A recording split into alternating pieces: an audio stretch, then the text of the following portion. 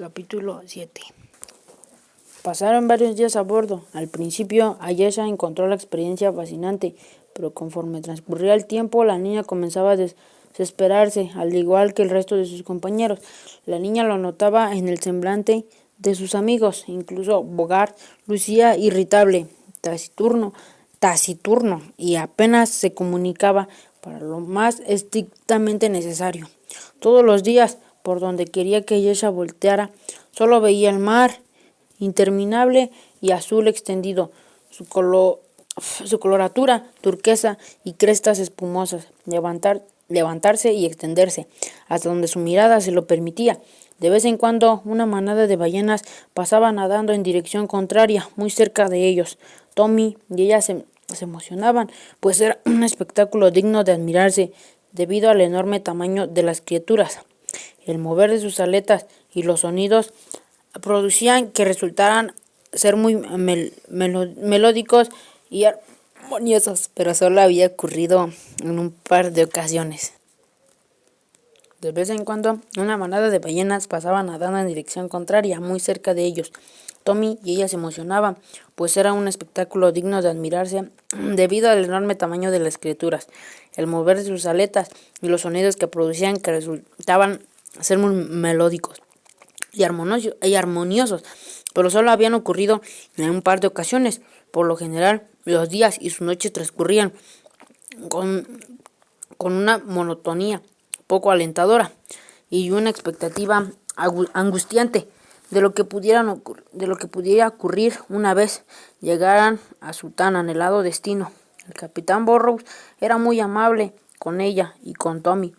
A diario les contaba historias sobre las aventuras que había experimentado a lo largo de su carrera de marinero, pero por el contrario se mostraba frío con Penry y Bogart. Le costaba trabajo disimular su desdén por los soldados de Akerot. Gamelik apenas le dirigía la palabra, se le pasaba día y noche trabajando de forma inalcanzable en todo lo que el barco requiriera. La niña llegó a pensar que era mudo durante la primera parte del viaje, por lo que las madrugadas le escuchó un par de veces hablar de forma animada con el capitán Burrows. Se dio cuenta de que los duendes tienen mucha más resistencia física que los humanos, ya que parecían siempre incansables y dispuestos a asistir a su capitán.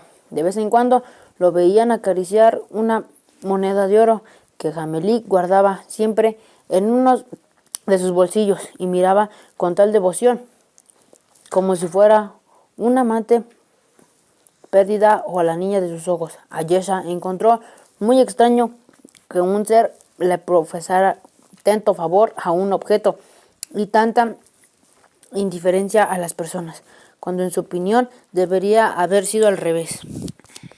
El clima fue cambiando de manera apenas perceptible. Cuando menos le notaron, una corriente gelida se impulsó sobre la brisa tropical que los había acompañado durante la mayor parte de su largo recorrido. El sol apenas salía, ocultándose la mayor parte del día detrás de nubes negruzcas que por las noches descargaban su contenido en forma de torrenciales lluvias. Una tarde, Ayesha estaba al lado del capitán Burrows, que se encontraba en el timón, muy concentrado con la vista puesta en el horizonte. Llueve mucho por esta zona, ¿no? Así es, pequeña. Aunque de pequeña no tienes nada, cada quien parece que creces un poco más. Suele diluviar mucho en esta época del año, sobre todo en mar abierto, pero es bueno que llueva. Las estrellas en el cielo son nuestro mejor mapa. Los cuerpos celestes nunca mienten y han estado ahí durante millones de años, contrario a las brújulas que suelen fallar, y más entre nos vayamos acercando al reino de Akerot, puesto que es una zona que encierra múltiples misterios. Muchos marineros que han seguido esta misma ruta desaparecen y nunca se les vuelve a ver. Soy de los muy pocos navegantes en toda Nakara que se aventura a ir hasta los confines de todo lo conocido. Todos los mapas que existen en este mundo terminan en Akerot. Está en el polo de todo lo que se conoce. ¿Por qué en Ovanport no quieren a los de Akerot? No sé si se me corresponda a mí contártelo. Hubo sucesos entre ambos pueblos durante las guerras mágicas. hechos no muy agradables, que aunque pasaron hace mucho tiempo, nuestro pueblo difícilmente olvidará, aunque ninguno de los que participaron en aquella ocasión estaba vivo en esos días, al menos no en Novamport. Pero mi gente no olvida con facilidad. ¿Y por qué tú accediste a llevarnos? Por necesidad, mi niña. Quizás ahora lo entiendas, pero más grande quizás sí. Tengo muchos clientes en Aquerot que me pagan bien por mercancías que no se encuentran ahí con facilidad, así que he navegado por esta ruta cientos de veces. Es una buena manera de ganarse la vida para alguien tan solitario como yo. En realidad, nunca me he sentido cómodo alrededor de las personas, algo que tengo en común con Gamelik. De todas formas, me alegro mucho de haber aceptado esta misión que me ha traído grandes beneficios, aparte de los económicos. Tommy y tú son seres de los que uno ya no encuentra con facilidad. Ambos son poseedores de corazones puros y almas rebosantes de ganas de vivir. Un tesoro muy poco valorado en estos días, si me lo preguntas. Nosotros también estamos contentos de haberlo conocido, capitán. Nuestro viaje hasta encontrarlo había sido muy tortuoso. Perdimos a uno de los nuestros y la desgracia parecía acompañarnos a donde quiera que íbamos.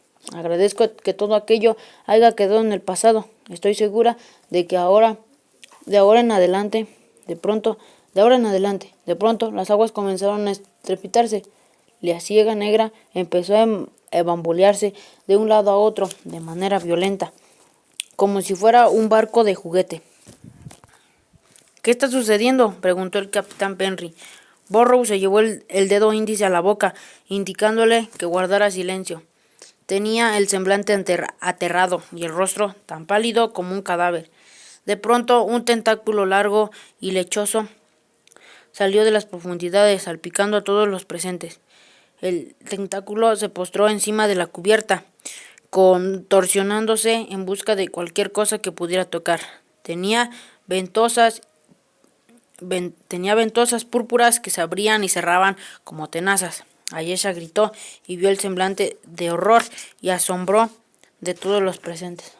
¿Qué es eso?, preguntó el capitán. El Cal-Catar, contestó Burrows a manera de susurro. Creía que solo era una leyenda. Estamos perdidos. De repente, más tentáculos salieron de las profundidades y se postraron por todos lados, abalanzándose sobre la embarcación con violencia. La ciega negra crujió y se cimbró hasta su última viga. Ayesha pensó que ese sería el fin de su trayecta para todos. Bogart sacó su mayal y Penry sus hachas, defendiéndose y atacando a los tentáculos que estaban sobre la cubierta, aterrorizándolos, pero las extremidades de la criatura oculta en las profundidades eran muy anchas y fuertes, parecían serpientes gigantes y poco era el daño que ambos hombres le podían hacer. La embarcación se balanceaba de forma frenética como un vil cacharro manipulado con facilidad por la gran bestia que los azorraba. Bogart sujetó su mayal con ambas manos, levantándolas y descargando su arma con ferocidad sobre uno de los tentáculos, cortándolo de un solo tajo y desarmando un torrente de sangre viscosa color púrpura. El Cal-Catar detuvo su ataque y sus extremidades alargadas se replegaron de nuevo hacia las profundidades del océano, dejando a los tripulantes del barco de nuevo en un silencio angustiante y fuera del cautiverio en la bestia. ¿Eso es todo?, preguntó Penry dubitativo. No lo creo, contestó Burrow susurrando. Si supieran la mitad de cosas que he escuchado acerca del Cal-Catar, se les helaría la sangre.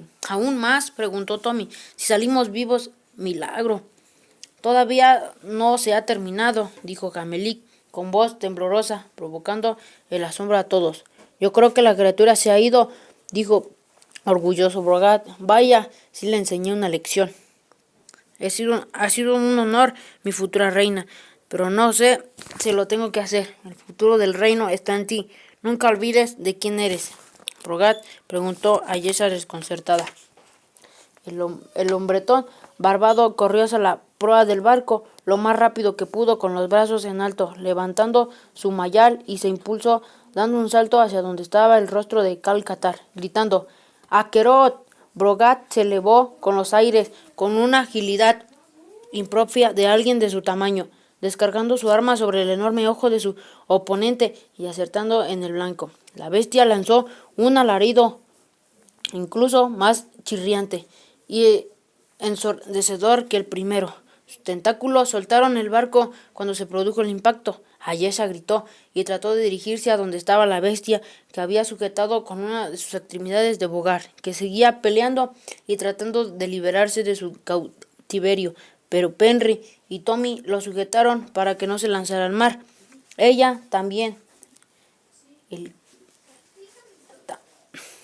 Ella también, el Cal-Catar, herido y ciego, descendió a las profundidades del océano, llevándose a Bogar, con el que no dejó de luchar hasta el final.